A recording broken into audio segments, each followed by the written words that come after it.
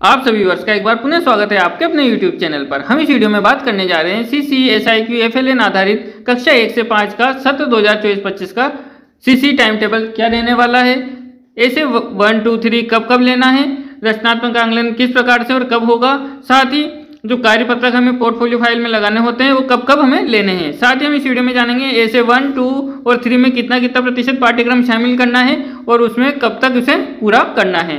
Video शुरू करें उससे पहले अगर आप चैनल पर नए आए हैं तो चैनल को सब्सक्राइब जरूर कर लें, पास में आने वाले बेल आइकन को ऑन कर लें ताकि एजुकेशन रिलेटेड हर छोटी बड़ी अपडेट से आप हो पाएं अपडेटेड। साथ ही इस वीडियो को अपने कक्षा 1 से 5 पढ़ाने वाले सभी शिक्षक साथियों के साथ शेयर जरूर करें ताकि वह अपना CC SIQ वर्ग समय पर पूर्ण कर पाइए। तो आइए देखते हैं हम शिविरा के अनुसार क्या क्या हमें अपडेट इस वर्ष करनी है। जैसा कि आप स्क्रीन पर देख पा रहे होंगे, शिविरा के अनुसार जो कक्षा 1 से 5 में CC SIQ के अंतर्गत जो CC के तहत 3 हमें योगात्मक आकलन लेने हैं उसका जो टाइम टेबल दिया हुआ है आप देखेंगे। जो हमें प्रथम योगात्मक आकलन लेना है उसमें हमें लगभग 45% कोर्स सम्मिलित करना है और उस योगात्मक आकलन की तारीख हमारी द्वितीय सप्ताह रहेगी माह सितंबर 2024 की।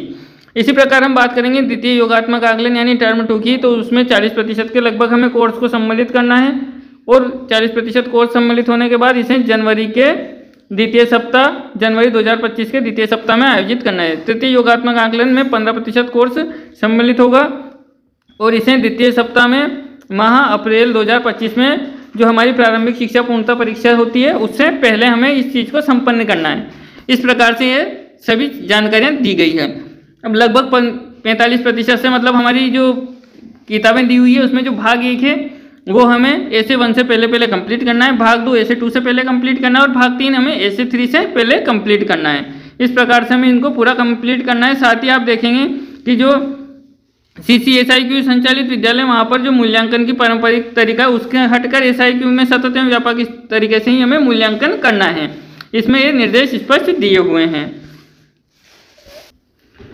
तो सतत एवं व्यापक मूल्यांकन जब हम करते हैं तो हमें लगातार बच्चों से कार्यपत्रक पर काम करवाना होता है और रचनात्मक आकलन वर्ष पर्यंत लेने होते हैं। तो हमने आपकी सुविधा के लिए एक चार्ट बनाया हो जिसमें आप देखेंगे कि हमने सत्र पर्यंत किस प्रकार से कार्यपत्रक और रचनात्मक आकलन के माध्यम से उनका सतत मूल्यांकन करने की तारीखें फिक्स की। जैसा कि आप स्क्रीन पर देख पा रहे होंगे, सत्र 24-25 के लिए जो हमने समय सारणी बनाई है CC टाइम टेबल 2024-25 उसमें आप देखेंगे कि सबसे पहला जो कार्य है हमारा वह है हमें लेनी है छात्रों की पोर्टफोलियो कंप्लीट करनी है और उसके साथ ही आधार रेखा या प्रतिस्थापन बच्चों का करना है। उन्हें हमने 1 तारीख से 15 जुलाई के मध्य कंप्लीट कर लिया है। उसके बाद हमें बच्चों से कार्यपत्रक और रचनात्मक आकलन सत्र पर्यंत लेते रहना है क्योंकि रचनात्मक आकलन शिक्षण के दौरान चलता रहता है। तो हमने उनकी एक तारीख फिक्स की ताकि हम उसे समय पर कार्य को कर पोर्टफोलियो में संधारित करते रहें ताकि हमारा कार्य न बढ़े। ये तारीखें आप आगे पीछे कर सकते हैं, सिर्फ हमें तारीखों का फिक्स योगात्मक आकलन जो हैं उन्हीं की तारीखें फिक्स है, बाकी हम ये सारी अपनी सुविधा के हिसाब से आगे पीछे कर सकते हैं।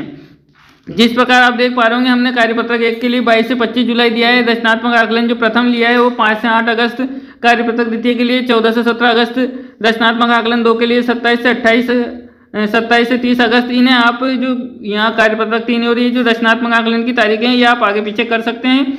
जो ऐसे 1 की तारीखें हैं वो शिविरा के अनुसार फिक्स हैं कि जो पहला ऐसे होना है वो द्वितीय सप्ताह यानी 8 से 14 सितंबर के मध्य में लेना है और ऐसे 2 5 से 11 जनवरी के मध्य लेना है और ऐसे 3 जो 6 से 12 अप्रैल के बीच लेना है। और साथ ही ये ध्यान रखना है कि ये जो हमारी 5वीं बोर्ड की परीक्षा है उससे हमें पहले, अगर 5वीं बोर्ड की परीक्षा उससे पहले आती है तो इसकी तारीख हम आगे पीछे कर सकते हैं। 24 अप्रैल से 8 मई के बीच में ऐसे 3 एवं पूर्व परीक्षा जो फल परीक्षा दक्षता आधारित आकलन है वो सब है ना हमें ये इसी 8 मई तक पूरे करने हैं। 24 अप्रैल से 8 मई के बीच में परीक्षा फल का जो रिजल्ट घोषणा की तारीख है वो 16 मई शिविरा के अनुसार दी हुई है। साथ ही जो ऐसे 3 है वो कक्षा 5 का नहीं होगा। ऐसे 1 में 45% कोर्स शामिल करना है, ऐसे 2 में हमें 40% कोर्स और ऐसे 3 में हमें 15% कोर्स सम्मिलित करना है। इस प्रकार से 100% कोर्स हमें सम्मिलित करना है। साथ ही आपको बता दें कि ये जो समय सारणी आपकी सहायता के लिए बनाई गई है, इसकी तिथियों में कोई भी परिवर्तन होता है तो हमें विभागीय निर्देशों के अनुसार ही आगे कार्य करना होगा।